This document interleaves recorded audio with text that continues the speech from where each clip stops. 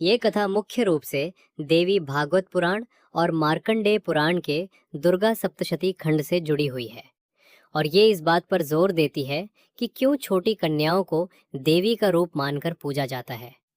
कन्या पूजन की कथा। ये कथा देवी माँ दुर्गा के नवरात्रि व्रत और उनकी महिमा से जुड़ी हुई है। 1. कथा का आधार। देवी का अवतार। जब पृथ्वी पर महिषासुर नामक भयंकर राक्षस का आतंक बहुत बढ़ गया था और उसने देवताओं को भी स्वर्ग से निकाल दिया था, तब सभी देवता त्रिदेव ब्रह्मा, विष्णु, महेश के पास सहायता के लिए गए। देवताओं की प्रार्थना पर तीनों देवों और अन्य देवताओं के तेज से एक दिव्य शक्ति माँ दुर्गा प्रकट हुई। माँ दुर्गा ने 9 दिनों तक महिषासुर से भयंकर युद्ध किया और 10वें दिन उसे मारकर संसार को उसके अत्याचारों से मुक्त कराया। 2. पूजन का कारण। माँ का आशीर्वाद। माना जाता है कि युद्ध से पहले और बाद में देवी ने संसार को यह संदेश दिया कि वे हर आयु और रूप में विद्यमान हैं। छोटी कन्याएं 2 से 10 वर्ष की। ये कन्याएं माँ दुर्गा के विभिन्न 9 स्वरूपों नव दुर्गा का प्रतिनिधित्व करती हैं। ये कन्याएं अत्यंत पवित्र, निर्दोष और सात्विक होती हैं, इसलिए इनमें देवी का तेज सबसे अधिक होता है।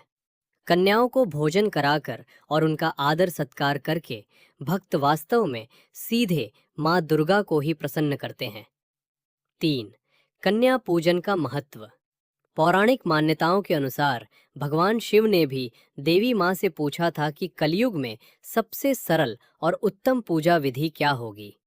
तब देवी ने कहा था कि जो मनुष्य नवरात्रि में व्रत रखता है और व्रत के समापन पर 9 कन्याओं नवदुर्गा का प्रतीक और एक बालक भैरव बाबा का प्रतीक जो देवी के रक्षक हैं को भोजन कराकर उनकी पूजा करता है, उसे सीधे देवी के 9 स्वरूपों का आशीर्वाद प्राप्त होता है।